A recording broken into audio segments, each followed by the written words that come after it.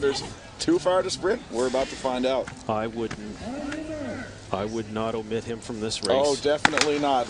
Also in the race is Isaac Cull from Drumlin Heights, Josh Mailman from New Germany, Raymond Simpson and Peter Corbin of North Nova, Daniel Slack from Shelburne, Will Blunden, Halifax Grammar, Taylor Ingram from Auburn Drive, Joe Stewart from Citadel High, Aidan Canning and Carter Vanderweel from Dr. J.H. Gillis, Matthew McDonald, Jeff McDonald, and Carson Jenkins from Dalbrae, and Chance Blackstone from Bedeck Academy. So, Chris, just to spin off of the last trivia question, we kind of solved that issue. I have another problem for you. Let's say those two girls in the long jump jumped 6 times. Okay. And they had 6 of the identical measurements. What do you do? So each girl has jumped 6 times and they jumped 6 of the exact same distances. How do you break the tie? There, we'll send that out. So we'll send that out. Okay, if everything is exactly the same in the long jump, if that were ever to happen, how do you break the tie at Eastland, Chris? Let's go, buddy. Joe Stewart, Citadel High, Aidan Canning, Dr. J.H. Gillis, Matthew McDonald, Dalbrae, and Chance Blackstone, Bedeck. Now we'll see. Although our viewers are starting to feel the same way as me. Question coming in on Twitter actually saying, have any provincial records been set this weekend? Well, if you haven't been with us, and it's a great idea for you to watch back on demand, because provincial records have been dropping like flies. Will we say that? Shattered. One guy on your screen right now has been doing his own in Hudson Grimshaw Surrett, the gentleman with the gray shirt and the long hair from Yarmouth. Keep his name at the top of your mind because he has been amazing. He's running right alongside Andrew Peverill right now. We mentioned the girls in the previous race who had been dominant in the intermediate girls. These guys have been dominant in the intermediate boys. Yeah, no, this is going to be a little bit of a tactical race, I think, Chris. These two front runners are staying out with one another, and they're going to share responsibility for this race. And we're going to see a very interesting race. I don't think any of the two boys are going to make any sudden moves at this particular point, but I can guarantee you in that last lap, it'll be very interesting. So we've got a couple of answers coming in on your question. I also got an answer from the production truck. It agrees with Billy. It says rock, paper, scissors, which I doubt. Or you keep jumping until there's a difference. That is correct. So there would be a jump off. In fact, there would be one jump. So it would be kind of a sudden death playoff here, you know, with one jump for each jumper until it's decided. So great answer from that shout out.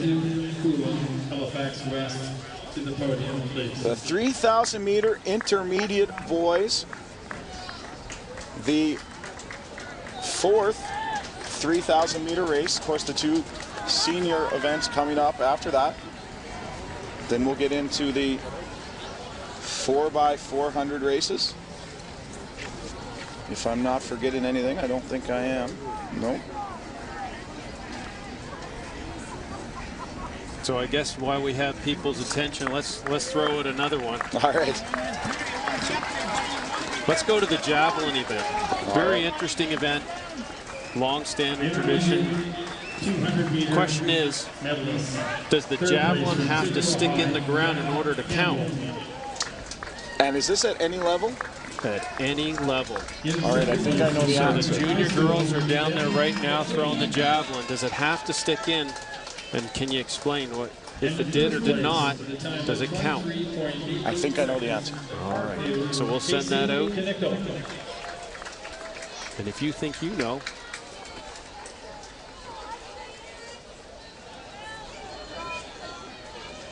Okay, back, final lap.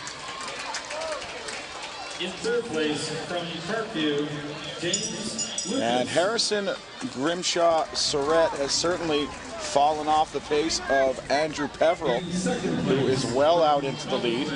Yeah, Andrew wasn't taking any chances here, Chris. He knows who's behind him and what kind of kick he has, so he's going to take his own race plan, and it worked perfectly.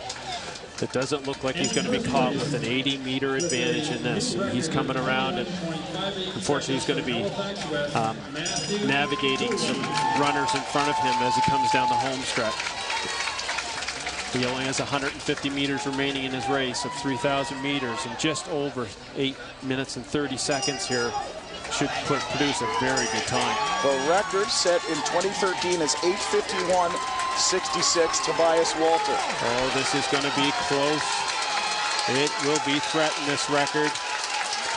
Very, very close. And I think it's going to be another record. So looks like it. Looks like we're going to have another record. We'll have to wait a few minutes for the time. Peverill collapses onto the track as he spent everything he had for the record. Grimshaw Surratt settles for silver.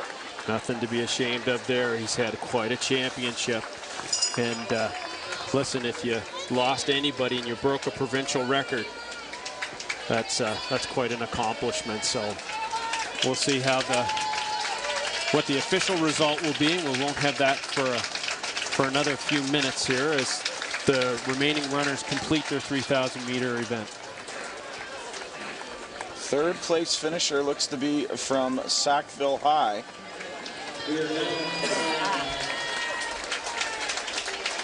Oh, no, sorry, that is Peverill from Sackville High. We'll await the final results.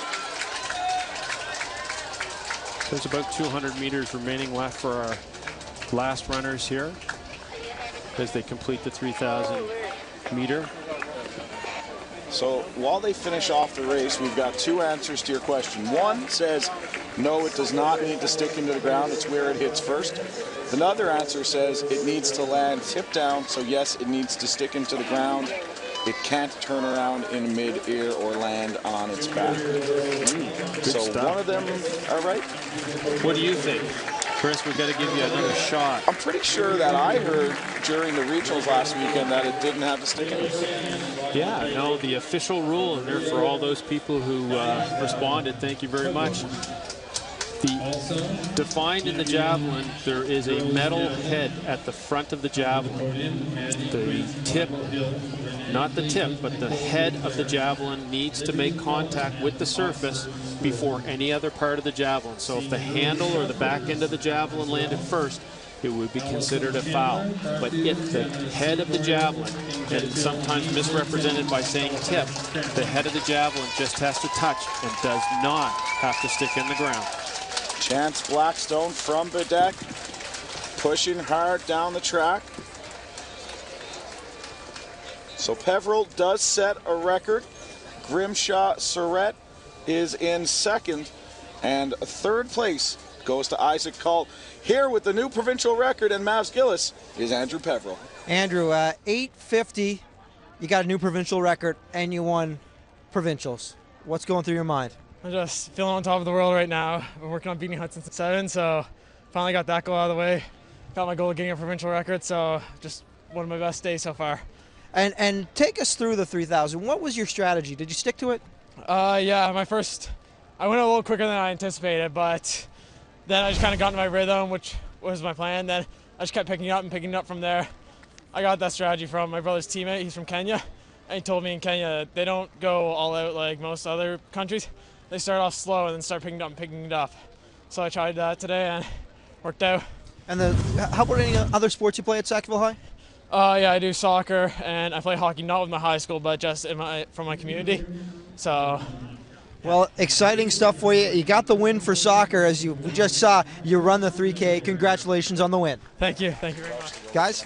Thanks, Mavs. We're going to go right back over to the jumping pits.